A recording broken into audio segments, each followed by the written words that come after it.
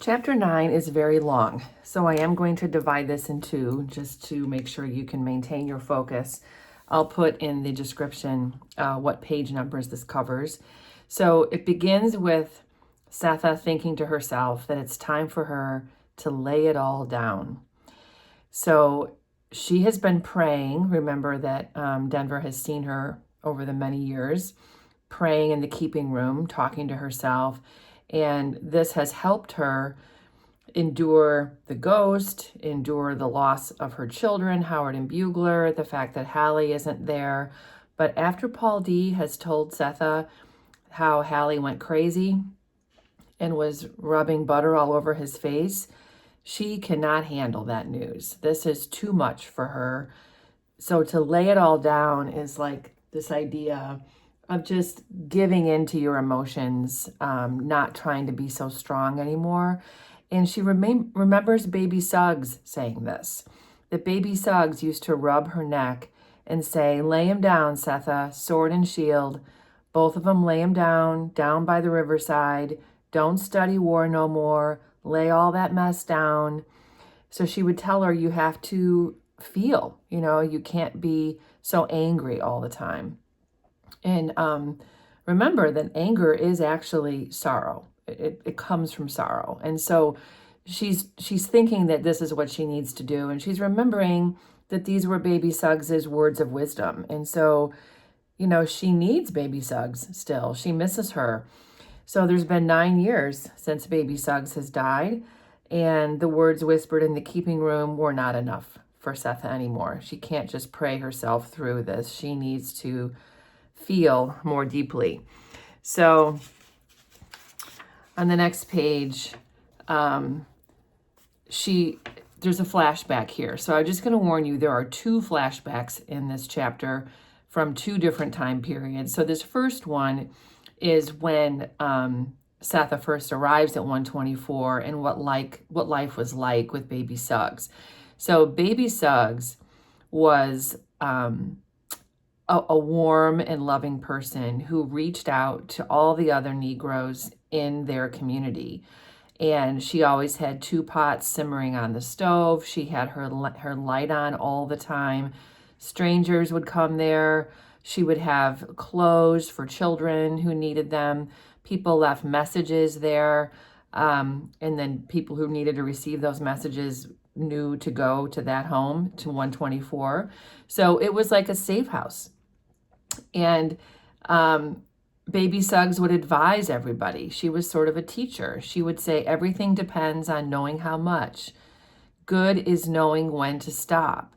So this is an important quote from Baby Suggs. These are her words of wisdom. She's telling, these recently escaped slaves that, they need to sort of know when to feel, when to move on from their past. It's just understanding how to make this transition. It's very difficult. So I could imagine this being, if you had a teacher who gives you quote ID tests, I could see this being a quote that Baby Suggs says. So now we're getting the full flashback of when Sethe arrived at 124. So she climbs off the wagon with her newborn. This would be Denver, tied to her chest. And she is just like completely welcomed by Baby Suggs. It says that Baby Suggs had become a preacher. So she had never been to school to be a preacher. She's an unchurched preacher, but she visits pulpits and opens her great heart to those who could use it. So people come to her because she's inspirational and she's positive and she's loving.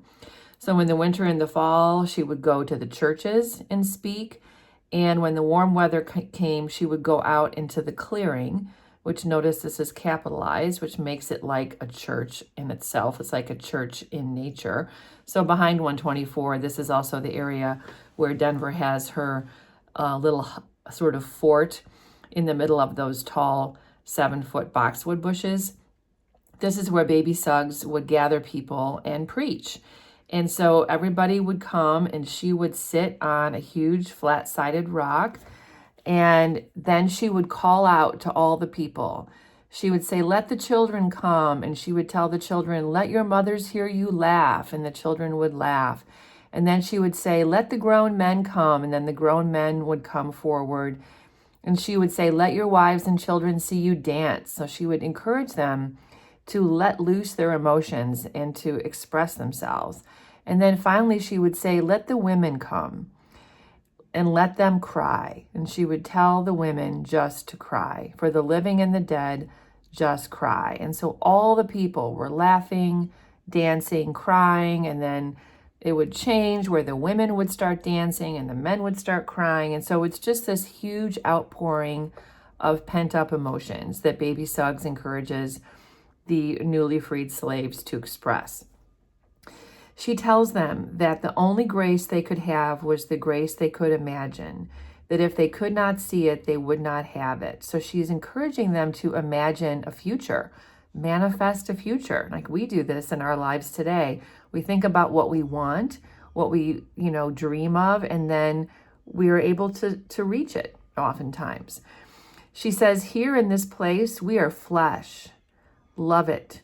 And for this whole paragraph and all through here, she's saying you have to love yourself because the white people don't love you, that the white people hate you and they don't care about you. And so the only way you are going to become human is you have to love yourself. And this is what she's preaching. So all of this is written like a preacher would sound when you read it.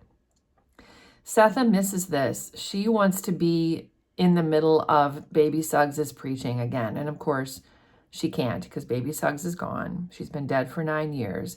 And this is an important detail here. Baby Suggs, Holy, proved herself a liar.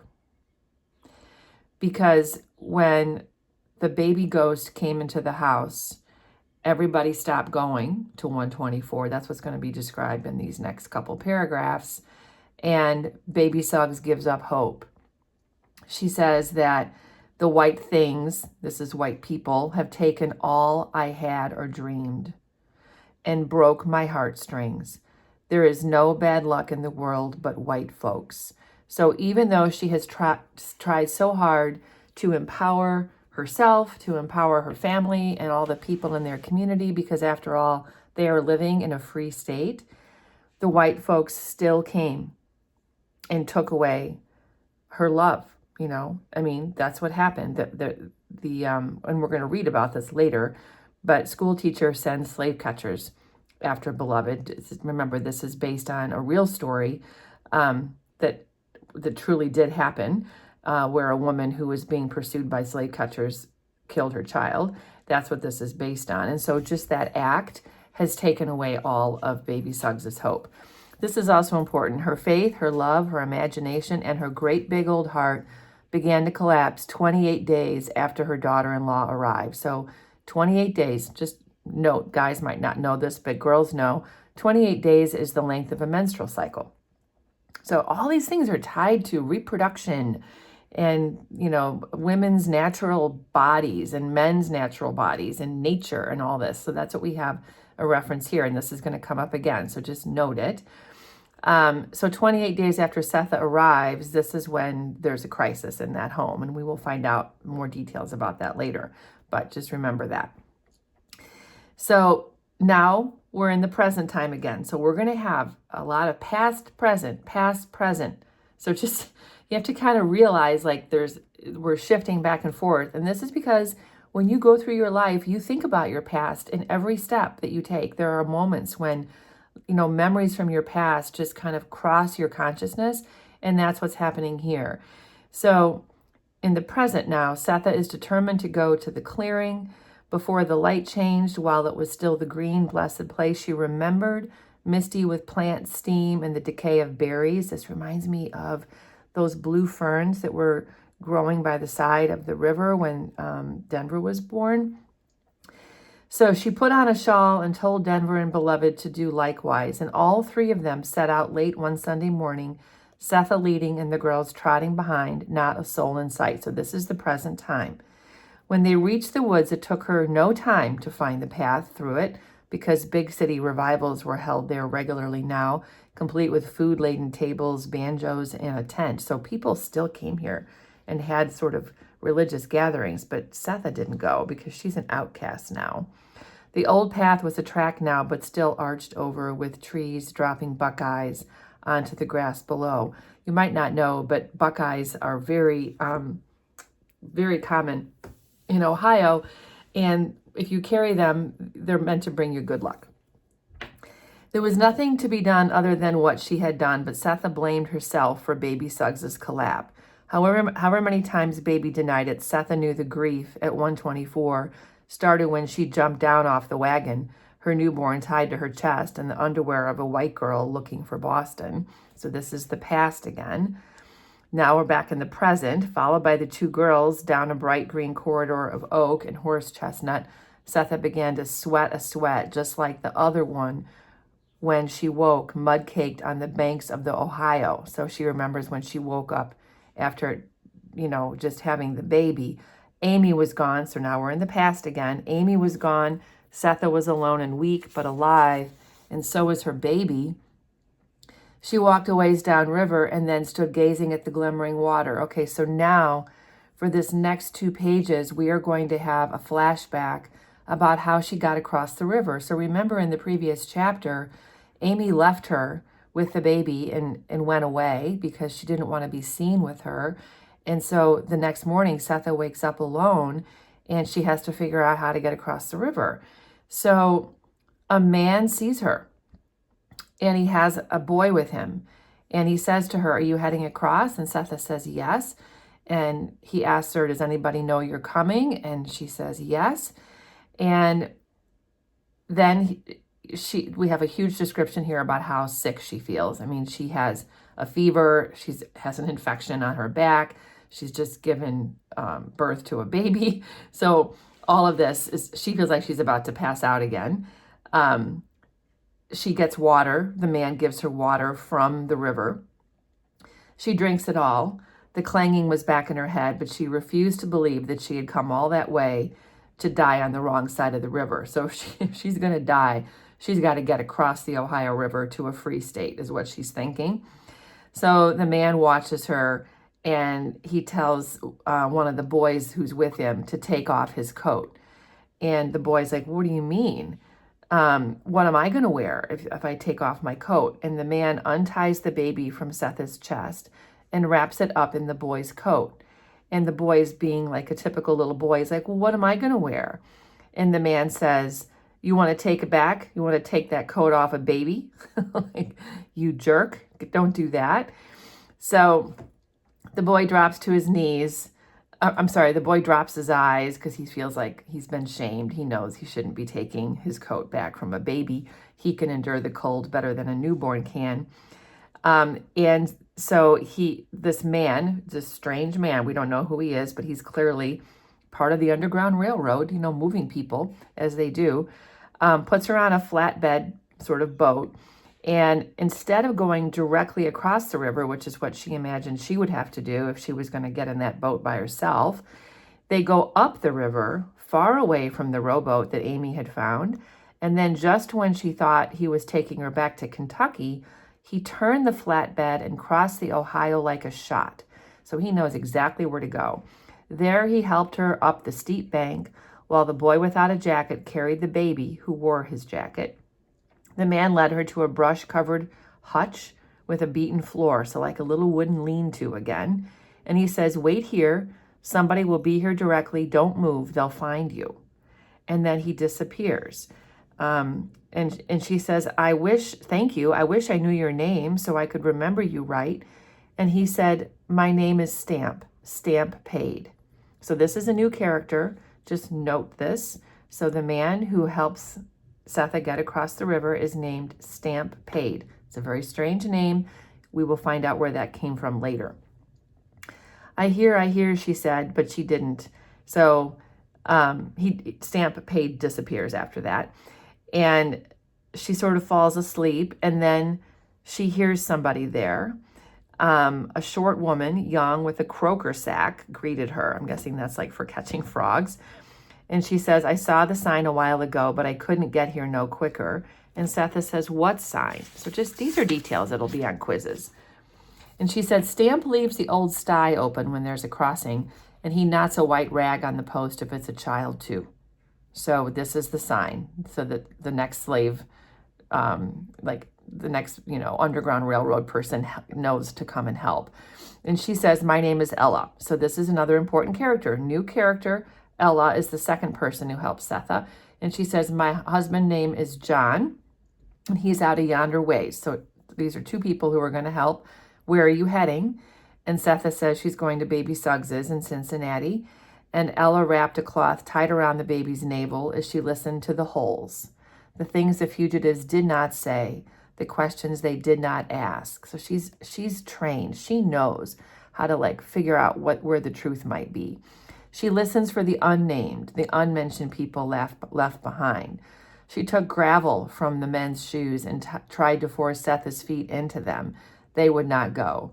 Sadly, they split them down the heel. Sorry indeed to ruin so valuable an item. Sethe put on the boy's jacket, not daring to ask whether there was any word from the children. But Ella knows. She said, they made it. Stamp ferried some of that party, left them on Bluestone. It ain't too far. So Bluestone is the road where Baby Suggs lives. So now Sethe knows that her children made it. Sethe couldn't think of anything to do. So grateful was she that she peeled a potato, ate it, spit it up, and ate more in quiet celebration. So she's so sick she can hardly even keep food down. They'll be glad to see you, said Ella. When was this one born? And Sethe says, yesterday. And Ella looks at it and she's like, I don't know, that baby's going to make it. She says, if anybody was to ask me, I'd say, don't love anything. So I don't know, maybe if your teacher's really tough, they might give you that quote on a quote test. And you should know that that's something Ella says, don't love anything, because obviously this baby could very well die. And she asked Sethe if she had the baby by herself. And Sethe says, no, a white girl helped. And then Ella's like, whoa, okay, we got to get you moving, because clearly somebody could end up coming for you. So we know that didn't happen. Here we now have, there's a jump in time, and we have Sethe arriving at Baby Suggs' house. Baby Suggs kissed her on the mouth and refused to let her see the children. They were asleep, she said, and Sethe was too ugly looking to wake them in the night. She took the newborn and handed it to a young woman in a bonnet, telling her not to clean the eyes till she got the mother's urine. What the heck does that mean? No idea what that means, but maybe, I've done a little bit of research. I can't find much about it, but this must have been some little practice. I don't know. Do they rub the urine on the baby? I have no idea. Baby Suggs asked if the baby has cried out yet, and Sethe says a little, and she says, okay, let's just get the mother well. So the baby hasn't really eaten anything, so it's kind of amazing that it's still kind of alive, honestly. So this next whole part is just the very careful way in which Baby Suggs bathes Sethe. She bathes her in sections. She cuts clean cloth and wraps it around her swollen feet, tends to all of her cuts. I mean, it's very, very careful cleaning, because she's not only just had a baby, but she also has milk that she was carrying from the previous child. Plus she's all cut up from walking without shoes. So there's a lot of other things here to worry about. Baby Suggs worries that maybe that Sethe's milk has turned bad because she hasn't been nursing. And then she notices that there's blood on the bed sheet, and she recognizes that Sethe's back is bleeding. So that's not something she saw right away. Baby Suggs' response is to hide her mouth with her hand because she's so shocked. When Sethe is able to nurse the newborn baby, and the baby falls asleep, and then in come the children. So her sleepy boys and crawling already girl were brought in. So crawling already girl is the other baby, beloved. And it didn't matter whether it was real or not. Sethe lay in bed under, around, and over, but mostly with all of them. The little girl dribbling clear spit into her face, and Sethe's laugh of delight was so loud the baby blinked. So this is not Denver, this is Beloved. Bugler and Howard played with her ugly feet after daring each other to be the first to touch them. She kept kissing them. So they have this wonderful reunion. And then one of the kids says, Pappy, come. And she didn't cry, so she's strong. And she says, soon. So she does have faith that Halle is following her, even though she doesn't know where he is. Finally, Baby Suggs shoos the boy away so that Sethe can put on the gray cotton dress that her mother-in-law had started stitching the night before. So Baby Suggs makes her a cotton dress like that night. And finally, she lay back and cradled the crawling already girl in her arms.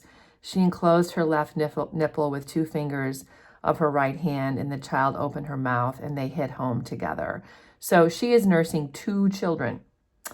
Baby Suggs came in and laughed at them, telling Sethe how strong the baby girl was, how smart, already crawling, and then she stooped to gather up the ball of rags that had been Sethe's clothes.